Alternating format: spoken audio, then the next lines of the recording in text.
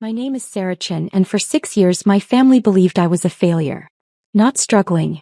Not trying. A complete, embarrassing failure. The family reunion at my parents' lake house should have been a celebration. My golden child brother Marcus had just made partner at his law firm. My sister Jessica's husband had been promoted to regional sales director. Even my cousin Tyler was there, fresh off closing his first real estate deal. And then there was me. Sarah, honey, my Aunt Linda asked with that pitying tone I'd grown to hate. Are you still doing that internet thing? I was standing by the buffet table, plate in hand. The entire family turned to look at me.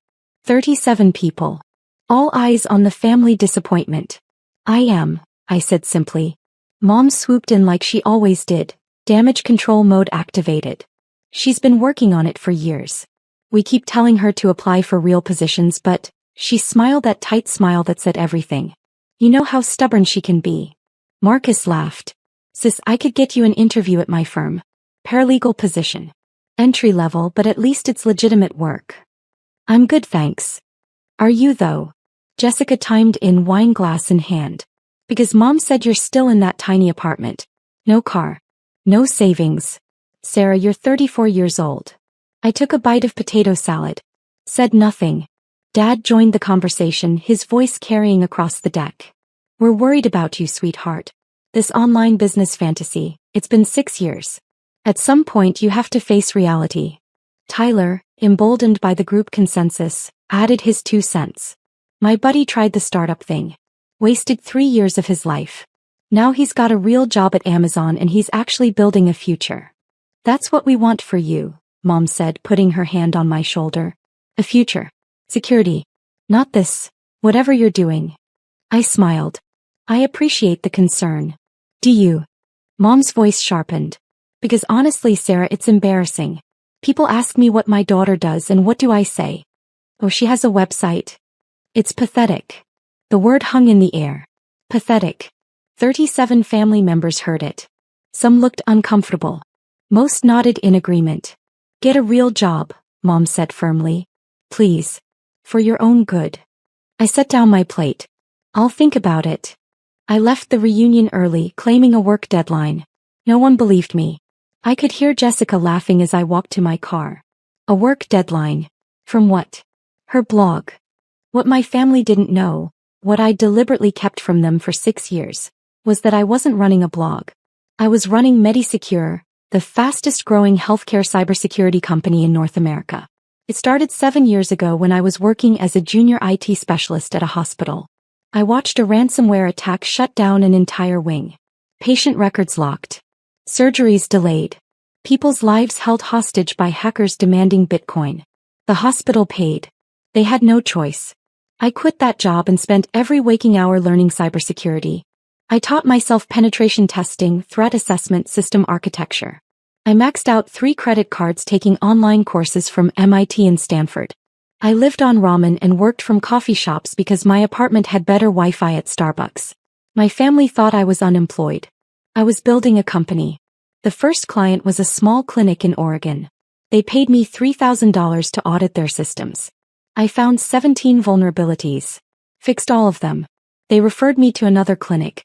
Then another. Within a year I had 42 clients and $380,000 in revenue.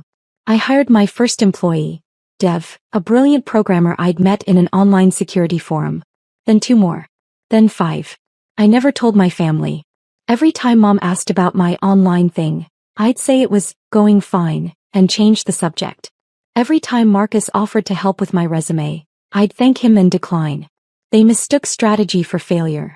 By year 3, MediSecure had 47 employees and $12 million in revenue. We'd secured contracts with 3 major hospital networks and 2 insurance companies.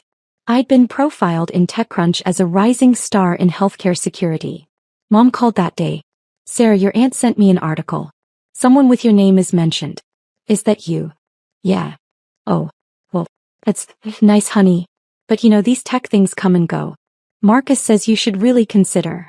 I stopped listening. By year 4 we hit $47 million in revenue. Forbes called me for an interview. I declined. Fortune reached out. I declined. I wasn't ready for my family to know. Not yet. I was still testing them, still watching how they treated me when they thought I was nobody. They failed that test spectacularly. Last Christmas, Marcus gave me a gift card to a job recruiting site. Seriously, sis. Use it. Jessica gave me a book. Never Too Late. Finding Your Career in Your 30s. Mom gave me money. For rent, she whispered. Don't tell your father. Thank them all. The gift card went in a drawer. The book went to Goodwill. The money I donated to a women's tech scholarship fund. By year 5, MediSecure had 340 employees across 4 offices. We'd secured government contracts worth $89 million. My personal net worth crossed $400 million. I owned a penthouse in Seattle, paid in cash, but kept my old apartment for appearances. I drove a used Honda because my family expected it. I wasn't hiding. I was watching. Every dismissive comment. Every pitying look. Every time they talked about me like I wasn't in the room, I remembered it all. The summer reunion was my breaking point. Not because of what Mom said though, pathetic certainly stung. It was the look on her face when she said it. Like she genuinely believed I was a disappointment. Like she'd given up on me entirely. I drove back to Seattle in silence, my phone buzzing with family group chat messages. Jessica, I feel so bad for Sarah. 6 years and nothing to show for it. Marcus, we need to stage an intervention. This has gone on too long. Aunt Linda, such a shame. She was so bright as a child. Tyler, my offer to connect her with recruiters still stands. Dad, we'll talk to her at Thanksgiving. Enough is enough. I turned off my phone. 2 days after the reunion, my assistant Emma knocked on my office door. Sarah? Fortune's photographer is here. They want to do the shoot in the main conference room. Right.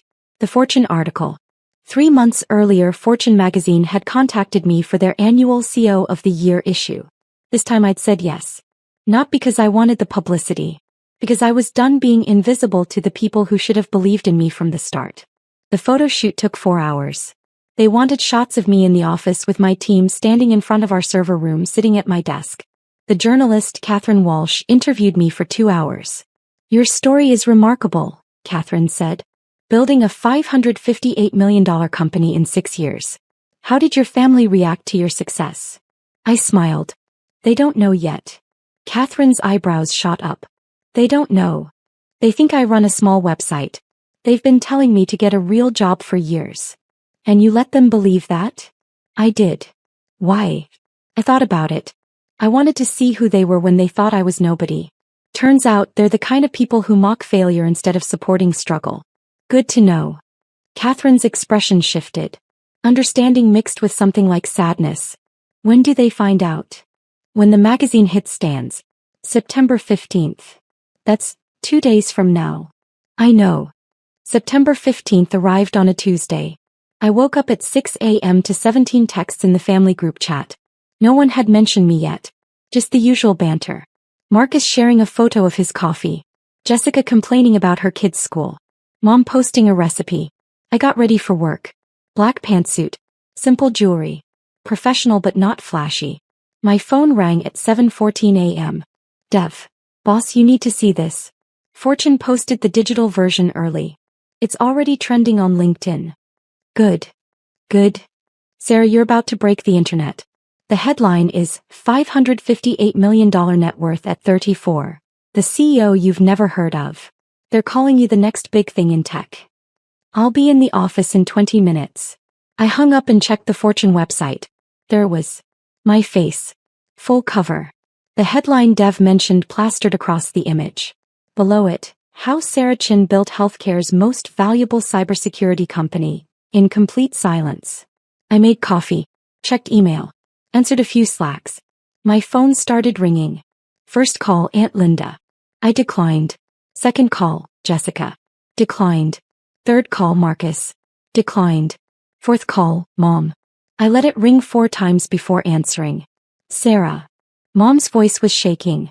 Sarah, someone just sent me. Is this real? Fortune magazine. Is this really you? Yes. Silence. Mom. Your father is here. I'm putting you on speaker. A rustling sound. Then Dad's voice, strained and confused.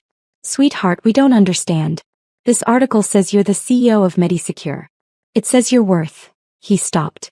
It says $558 million. That's correct. But, how? Sir, you've been driving a Honda. You live in that tiny apartment. I own a penthouse in Seattle. The apartment was for convenience. And I like the Honda. Mom's voice cracked. Why didn't you tell us? You never asked what I actually did. You just assumed I was failing. We were worried. No, Mom.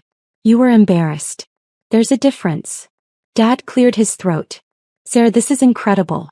We're so proud of you. We always knew. Dad, stop. 2 days ago you told Aunt Linda you were planning an intervention. You said, enough is enough. I heard you. Silence. I need to go. I have a board meeting at 9. Sarah, wait. I hung up. The Fortune article went viral. By 9 a.m., it had 47,000 shares on LinkedIn. Tech news sites picked it up. TechCrunch published a follow-up. Why we missed Medisecure's rise, and what it means for healthcare security. Bloomberg called my office requesting an interview. My family group chat exploded. Marcus tried calling Sarah. She's not answering. Has anyone talked to her? Jessica, I can't believe this. I gave her a career book for Christmas. Aunt Linda, I feel terrible. I had no idea. Tyler, holy shit. She's richer than all of us combined. Cousin Amy. Wait, when Sarah said she had a work deadline at the reunion, she actually meant it? Uncle Robert, I told her last year she should try selling insurance. Insurance. I'm never giving advice again. Jessica. Mom, what did she say when you called? Mom, she hung up on us. Marcus, she has every right to be angry. We treated her like a failure. Jessica, we? You gave her a job recruiting gift card, Marcus. Marcus, you gave her a career guidance book, Jess. Dad, everyone calm down. We'll fix this at Thanksgiving. Marcus, Thanksgiving is 2 months away, Dad. Jessica, what if she doesn't come? No one responded to that. The media requests didn't stop. Forbes wanted a follow-up interview. Bloomberg wanted me for a panel. 3 different podcasts requested appearances. A literary agent called about a book deal. I declined everything except one. A profile piece for Tech Week about building a company in secret. The journalist, David Park, asked the question everyone wanted answered. Why hide your success from your family? I leaned back in my office chair. I wasn't hiding. I was observing. People reveal who they are when they think you have nothing to offer them. My family showed me exactly what they thought of struggle, of unconventional paths, of anything that didn't fit their definition of success. And what did they show you? That their support was conditional. As long as I looked like a failure, I was an embarrassment. The moment fortune validated me, suddenly I was worth celebrating. I paused. I learned more about my family in those 6 years than I did in the previous 28. Do you think you'll reconcile? I don't know. Real change requires accountability. If they want a relationship with me, they need to acknowledge what they did, and why it was wrong. Not just apologize because I'm suddenly successful. The article published 3 days later with the headline, Sarah Chen's 6-year test, and why her family failed it. It went viral immediately. My family's response came in waves. Wave 1, shock and disbelief, September 15th to 16th. Dozens of calls I didn't answer. Texts ranging from, this can't be real, to we need to talk, to please call us back. Wave 2, pride and celebration, September 17th to 18th. Mom posted the Fortune cover on Facebook. So proud of my brilliant daughter. O of the year. Party popper Marcus updated his LinkedIn. Grateful to come from a family of high achievers. My sister is changing healthcare. Jessica posted a throwback photo. Always knew this one was special. O of the year. Hashtag proud sister. I didn't like or comment on any of it. Wave 3. Confusion and hurt, September 19th to 21st. Mom's voicemail. Sarah, I don't understand why you're shutting us out. We love you. Please call me back. Dad's email. Sweetheart, we made mistakes, but we're family. Let's talk this through. Marcus's text. Sis, I get that we messed up. But 6 years. You let us believe you were struggling for 6 years. That's not fair either. Wave 4. Anger and justification, September 22nd to 24th. Jessica in the family group chat. Honestly, Sarah is being dramatic. We were worried about her. That's not a crime. Aunt Linda, I agree. We didn't know. How could we? She lied to us. Tyler, if she wanted support, she should have told us what she was actually doing. I screenshot that entire conversation and sent it to my lawyer. Save this. I might need it later. September 28th, my assistant Emma buzzed me. Sarah, your mother is in the lobby. She doesn't have an appointment, but she says she'll wait as long as it takes. I checked my calendar. Back-to-back meetings until 6 p.m. Tell her I'm unavailable today. She can schedule an appointment like anyone else. Emma hesitated. She's crying, Sarah. I closed my eyes. Took a breath. I'll give her 15 minutes at 6:15. Okay. At 6:15, Mom walked into my office. She looked smaller somehow. Older. Her eyes were red. Sarah. She stopped just inside the door. Your office is beautiful. Thank you. I've been sitting in that lobby for 9 hours. I had meetings. She nodded. Sat down across from me. For a long moment, neither of us spoke. I read the Tech Week article. Mom finally said. The one where you said we failed your test. And you're right. Her voice broke. We did fail. I failed you. I waited. When you said you were starting a business, I was scared. Your father and we came from nothing. We worked so hard to give you kids stability, security. The idea of you throwing away guaranteed employment for some gamble, it terrified me. So you decided to make me feel worthless instead of supporting me through that gamble? I thought I was protecting you. No, Mom. You were protecting yourself. From the embarrassment of having a daughter who didn't fit your neat little definition of success. Tears rolled down her face. I called you pathetic. At the reunion. In front of everyone. You did. I will regret that for the rest of my life. Good. She flinched. I leaned forward. Mom, for 6 years I showed up to every family event. Every holiday. Every birthday. I listened to career advice from people who had no idea what I was building. I smiled through pity and judgment and unsolicited job offers. I watched you brag about Marcus's partnership and Jessica's husband's promotion while treating me like the family embarrassment. I know. I'm not finished. My voice was steady but hard. The only reason you're here, the only reason any of you care, is because Fortune magazine validated me. If that article hadn't published, you'd still think I was a failure. You'd still be planning that intervention Dad mentioned. Mom covered her face with her hands. So here's what I need you to understand, I continued. I don't want your pride now. I don't need your bragging on Facebook or your celebration posts. You weren't proud of my work when it was hard. You don't get to be proud now that it's proven successful. What do you want from me? Mom whispered. Accountability. Real accountability. Not, I'm sorry you felt hurt. Not, we were just worried. I want you to acknowledge that you measured my worth by conventional markers of success, and when I didn't meet them, you dismissed me as pathetic. She nodded slowly.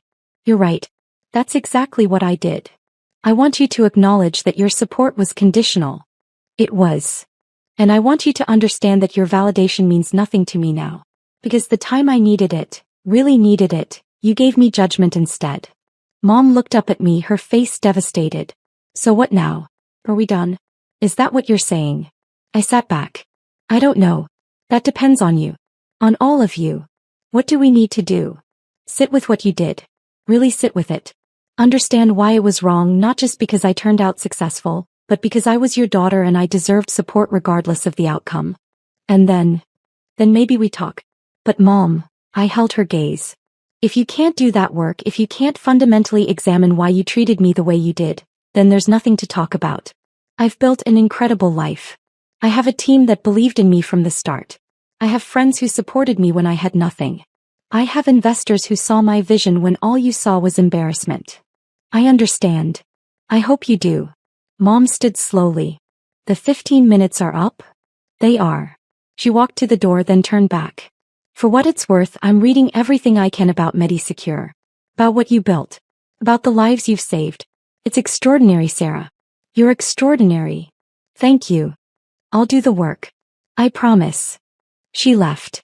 I sat in my office alone, watching the Seattle skyline turn gold with sunset. My phone buzzed with another congratulatory email. Another interview request.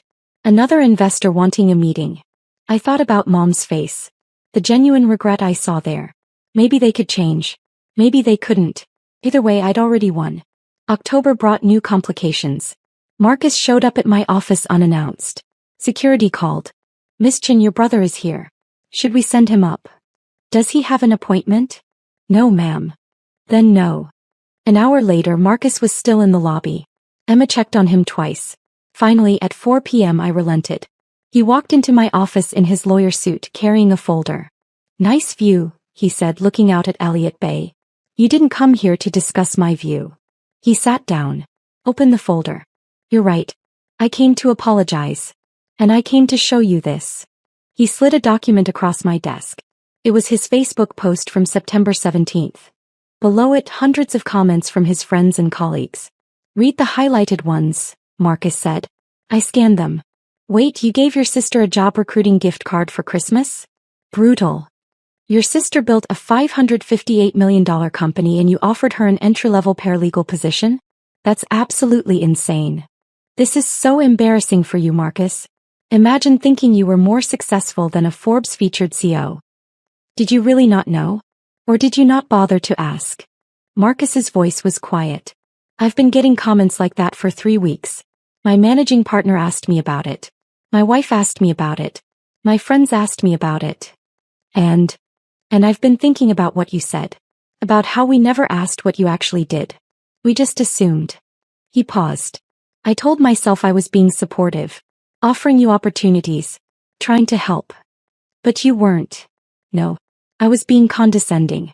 I was treating you like a charity case because it made me feel important. Made me feel like the successful one." He looked directly at me. "I'm sorry, Sarah. Really sorry. Not because you're successful now, but because I should have respected your choices regardless of the outcome." I studied him. "Do you mean that? Or are you saying it because your colleagues think you're an ass?" "Honestly, both. The comments made me confront something I didn't want to see. But that doesn't make the realization less real." "Fair enough." We sat in silence for a moment. "Are you going to come to Thanksgiving?" Marcus asked. "I don't know yet. Jessica's spiraling. She's convinced you hate her." "I don't hate her. I'm disappointed in her. There's a difference. She gave you a career book." "She did." Marcus laughed, but it was humorless. "God, we really were terrible, weren't we?" "Yeah. You were." He stood up. "Well, for what it's worth, I'm reading everything about MediSecure. Your HIPAA compliance architecture is brilliant. We use similar frameworks in our corporate compliance practice." "Thank you." "And Sarah." He paused at the door. "I know I don't deserve it, but I'd really like to have my sister back. The real one. Not the version we made up in our heads. We'll see." After he left, I sat with that conversation. Marcus had always been the golden child. The one who did everything right. For him to publicly admit he'd been wrong, that meant something. Maybe not enough, but something. November 15th, 2 weeks before Thanksgiving, I received a FedEx envelope at my office. Inside was a handwritten letter from Dad. 8 pages, front and back. It started, "Sarah, I've spent the last 2 months thinking about the father I wanted to be versus the father I actually was." He detailed every moment he could remember where he'd dismissed my dreams. Every time he'd suggested I be realistic. Every time he'd implied my path was foolish. "I told myself I was being practical," he wrote. "But the truth is I was scared. I worked in the same factory for 35 years because it was safe. I never took risks because I couldn't afford to fail. When you decided to take that leap, it threatened everything I believed about security and stability." The letter continued. "But here's what I didn't understand. My fear wasn't wisdom. It was just fear. And I let that fear poison the way I saw your courage. Because that's what it was, Sarah. Courage. You risked everything to build something that mattered. You spent 6 years working harder than I ever worked, and instead of being awed by your dedication, I called it a fantasy." On page 6, his handwriting got messy, like he was crying while writing. "When you hung up on your mother and me, I was angry. I thought you were being unfair. But then I read that Tech Week article. The one where you said we failed your test. And I realized you're right. We did fail. Not because we didn't support your business, but because we didn't support you. Actually, the brilliant, driven, visionary woman you are." The last page was simple. "I don't expect forgiveness. I don't expect you at Thanksgiving. I don't expect anything. But I want you to know, I'm proud of you. Not because fortune said I should be. I'm proud because you saw a problem in the world and you fixed it. You saved lives. You built something that matters. That's who I raised, even if I forgot that somewhere along the way. I love you, Dad. I read the letter 3 times. Then I called him.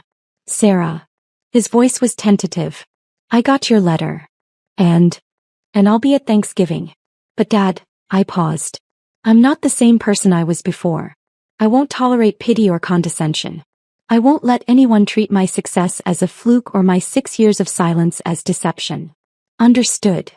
And if anyone, makes a comment about how I should have told them sooner, or how they always knew I'd be successful, I'm leaving. I'll make sure everyone knows. Good. Thanksgiving Day arrived cold and clear. I drove to my parents' lake house in my Honda, because I genuinely liked that car, and arrived at 2 p.m. The entire family was already there. 37 people. The same 37 who'd witnessed Mom call me pathetic 3 months earlier. I walked in and the room went silent. Mom approached first. Sarah. Thank you for coming. Mom. He pulled me into a hug. Whispered, I've been doing the work. I promise. Dad hugged me next. Then Marcus. Then Jessica, who was crying. I'm so sorry, Jessica said. The career book, I thought I was helping, but I was just being condescending, I finished. Yes. I know. Aunt Linda approached cautiously. Sarah, I owe you an enormous apology. You do. I've been reading about MediSecure. About the hospital ransomware attacks you've prevented. You've saved lives. That's the goal. Uncle Robert cleared his throat. For the record, I'm never giving unsolicited career advice again. My insurance suggestion was ridiculous. I offered. I was going to say idiotic, but yes.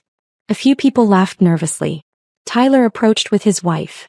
Sarah, I tried to get you job interviews at Amazon. Amazon. When you could buy Amazon's healthcare division with pocket change. To be fair, I couldn't actually buy it.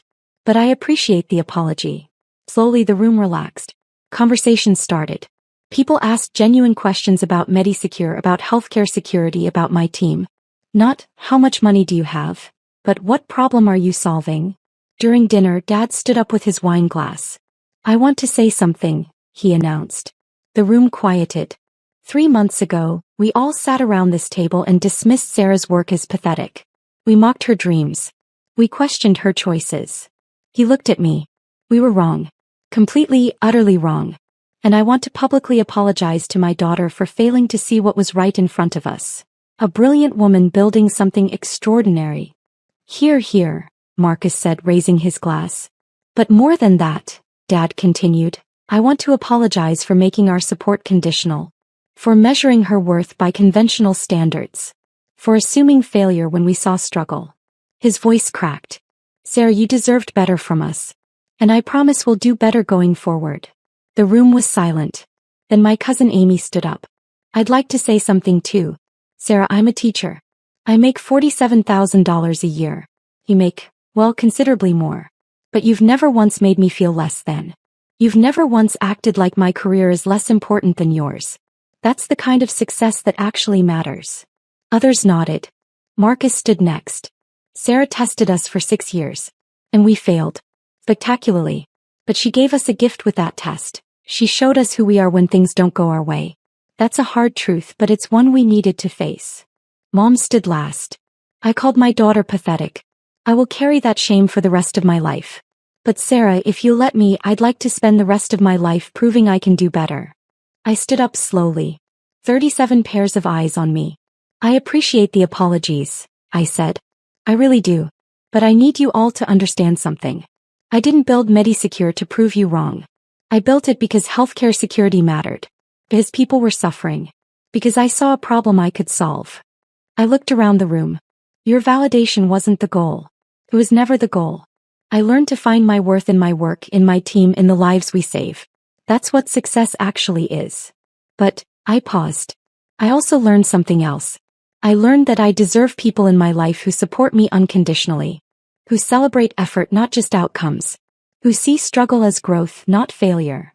So moving forward, that's what I need from all of you. Not pride because fortune said so. Not celebration because I'm wealthy. But genuine respect for the work itself. For the journey. For the person I am, regardless of the numbers attached to my name. Mom was crying. Dad was nodding. Marcus raised his glass again. To Sarah, he said. The CO we needed but definitely didn't deserve. The room laughed. Clinked glasses. To Sarah, they echoed. I smiled. It felt real this time. Later that evening I stood on the deck overlooking the lake. My cousin Amy joined me. That was intense, she said. It was necessary. Are you going to forgive them? I thought about it. I don't know. Forgiveness isn't a light switch. It's a process.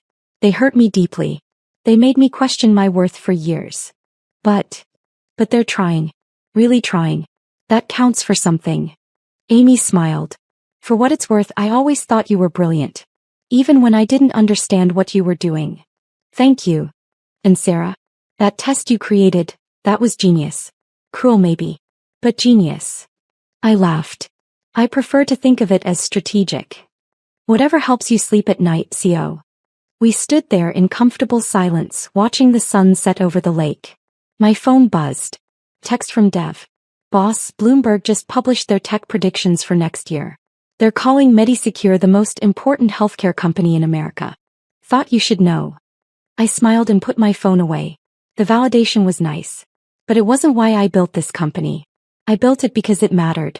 And that, more than fortune covers or family apologies or $558 million net worths, that was the real success. Medisecure expanded to 520 employees.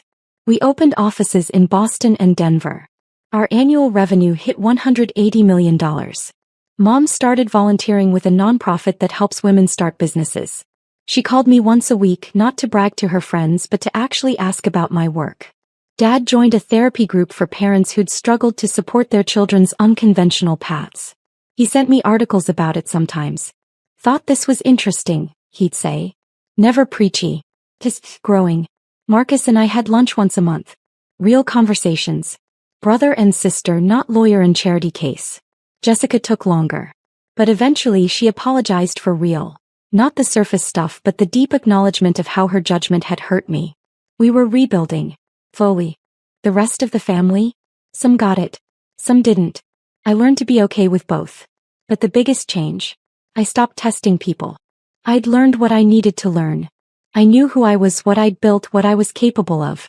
I didn't need to prove anything anymore. Not to my family. Not to anyone. Fortune magazine called in March for a follow-up feature. 1 year later, how Sarah Chin changed healthcare and her family. I agreed to the interview. Catherine Walsh asked the question everyone wanted answered. Do you regret the 6 years of silence? Would you do it differently? I thought about it carefully. No.